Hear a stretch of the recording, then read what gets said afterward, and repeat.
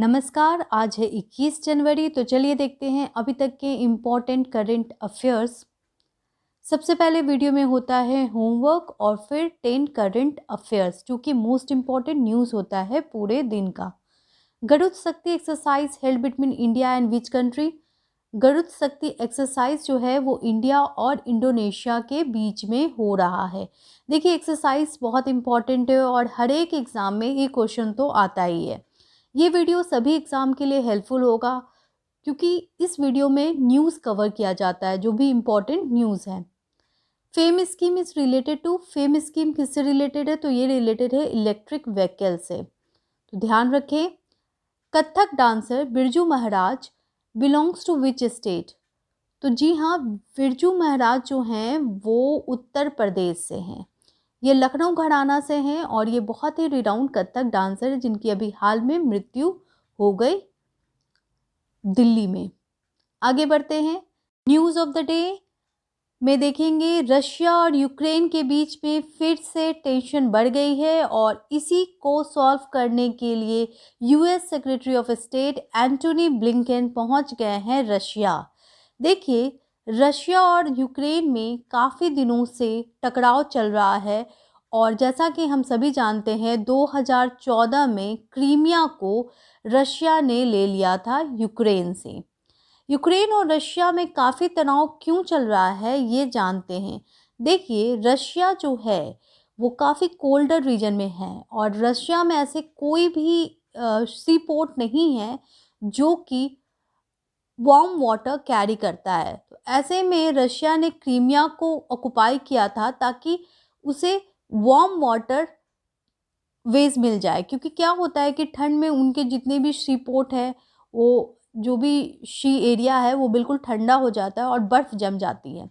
तो ऐसे में क्रीमिया जो है वो उनके इकोनॉमिक एक्टिविटीज़ के लिए बहुत इम्पॉर्टेंट था और इसीलिए रशिया ने क्रीमिया को ऑक्युपाई किया था।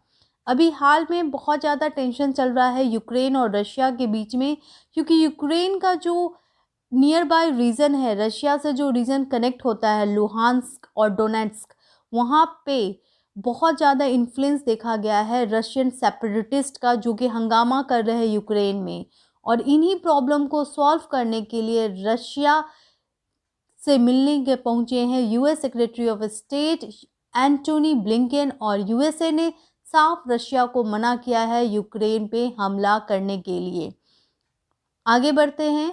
Question number 1, how many Brahma Kumari initiative has launch by prime minister Narendra Modi? Prime minister Narendra Modi ji ने ब्रह्म कुमारी इनिशिएटिव स्टार्ट किया है। कितने ब्रह्म कुमारी इनिशिएटिव स्टार्ट किए गए हैं? तो उनके द्वारा स्टार्ट किया गया है 7 ब्रह्म कुमारी इनिशिएटिव। तो ध्यान रखें, आज़ादी के अमृत महोत्सव का ही एक पार्ट है स्वर्णिम भारत की ओर। इसी पार्ट के अंतर्गत ब्रह्म कुमारी इनिशिएटिव स्टार्ट किया गया है। आखिर ये क्या है ब्रह्म कुमारी इनिशिएटिव?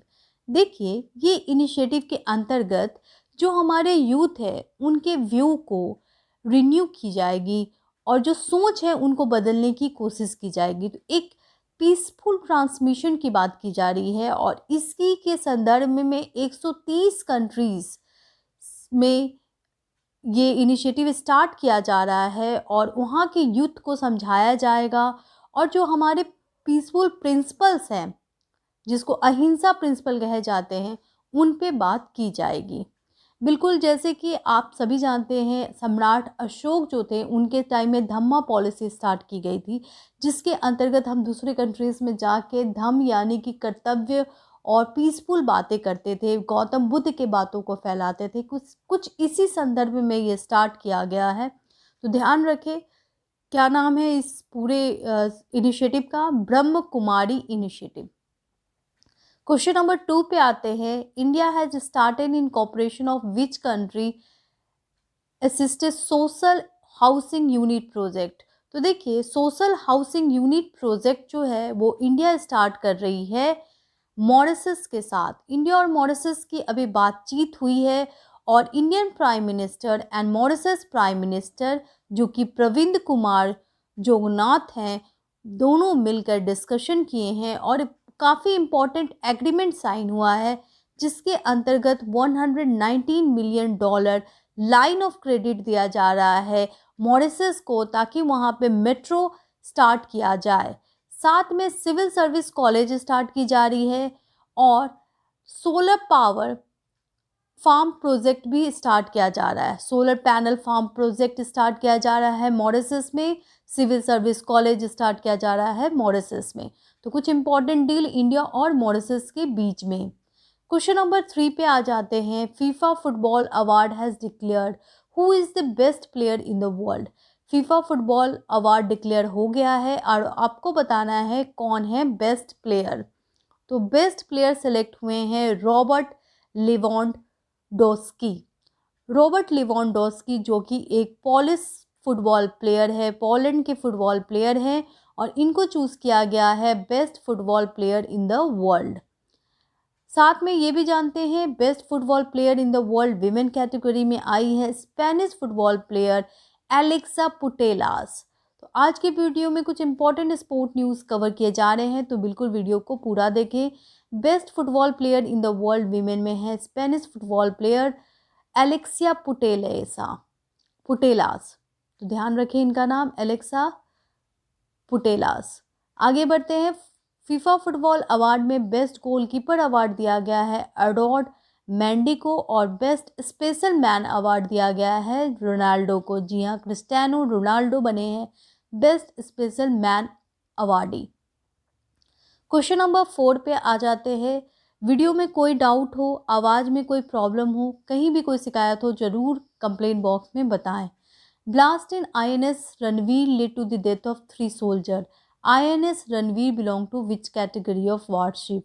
बहुत ही इंपॉर्टेंट क्वेश्चन है। INS रणवीर अभी हाल में ब्लास्ट हुआ और वहाँ पे 3 सोल्जर्स की डेथ हो गई है। आपको बताना है INS रणवीर जो है वो किस कैटेगरी के वारशिप है। तो देखिए INS रणवीर जो है वो राजपूत कैटेगरी के वारशिप है। तो ध्यान रखें, राजपूत कैटेगरी के वारशिप है INS रणवीर। INS रणवीर की दुर्घटना होने का कारण बताया जा रहा है, कुछ टेक्निकल इश्यूज बताए जा रहे हैं, क्योंकि ये जो वारशिप है वो काफ़ी पुराना वारशिप है और इसीलिए यहाँ पे ये ब्लास्ट भी हुआ है। तो काफ़ी कुछ एग्जामिन हो रहा है, एग्जैक्ट रिपोर्ट अभी तक नहीं आया है।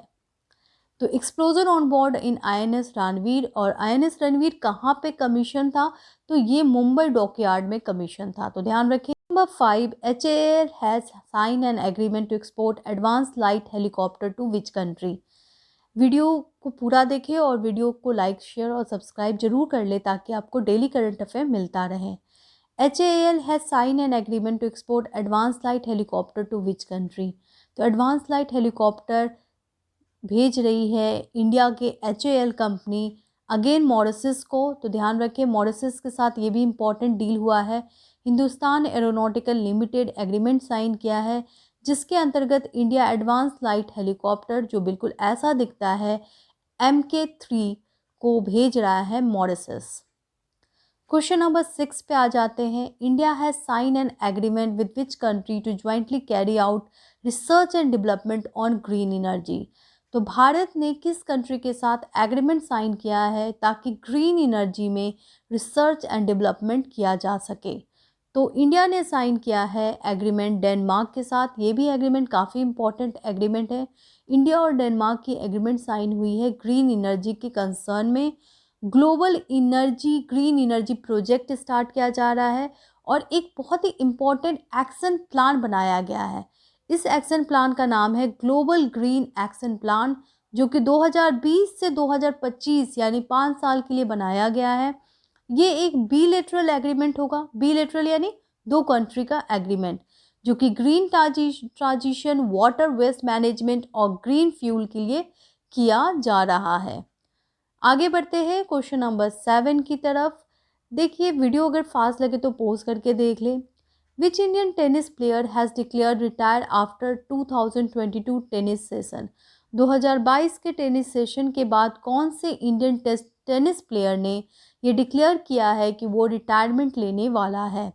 तो वो टेनिस प्लेयर हैं सानिया मिर्जा। जी हाँ, सानिया मिर्जा रिटायरमेंट लेने वाली हैं। सानिया मिर्जा काफ़ी रिनाउंड फेस है और काफ़ी पुरानी खिलाड़ी हैं। फर्स्ट वीमेन थी जिन्होंने जीता था WTA सिंगल वीमेन टाइटल, कब? 2005 में। तो पहली वीमेन थी, पहली टेनिस वीमेन थी जो टेनिस को काफ़ी पॉपुलर की हैं, और सिंगल टाइटल इन्होंने जीता था 2005 में, जो कि भारत का पहला WTA टाइटल था। Question number 8, which airline of India has reschedule US flight due to 5G concern? कौन सी एयरलाइन है इंडिया के जो रिशेड्यूल किया गया है 5G कंसर्न को लेकर USA में? तो देखिए, USA में 5G इम्प्लीमेंट किया जा रहा है और इसी कंसर्न में एयर इंडिया को रिशेड्यूल किया गया है इंडियन गवर्नमेंट के द्वारा। एक्चुअली में एयर इंडिया जो है अब कम्प्लीटली प्राइवेटाइज्ड हो गया है और ये टाटा के अंतर्गत आ गया है। तो ध्यान रखें, टाटा का है एयर इंडिया कंपनी, जिसको अभी कैंसिल किया गया है क्योंकि 5G रोल आउट हो रहा है अमेरिका में। ऐसा माना जा रहा है कि 5G नेटवर्क डिप्लॉयमेंट के कारण फ़्लाइट में मैल फंक्शनिंग हो सकती है और इसी कंसर्न में ये फ़्लाइट को कैंसिल किया गया है, तो ये ध्यान रखें। क्वेश्चन नंबर 9 पे आ जाते हैं, which Asian country has shift their capital? देखिए, बहुत ही इंपॉर्टेंट क्वेश्चन है, कौन सी एशियन कंट्री ने अपना कैपिटल बदल दिया है? तो वो एशियन कंट्री है इंडोनेशिया। क्यों बदला गया है ये कैपिटल? क्योंकि इंडोनेशिया का जकार्ता है खतरे में। जकार्ता बिल्कुल नीचे में है और ऐसा माना जा सकता है कि सी लेवल के बढ़ने के कारण जकार्ता जो है वो बिल्कुल पानी में छुप सकता है।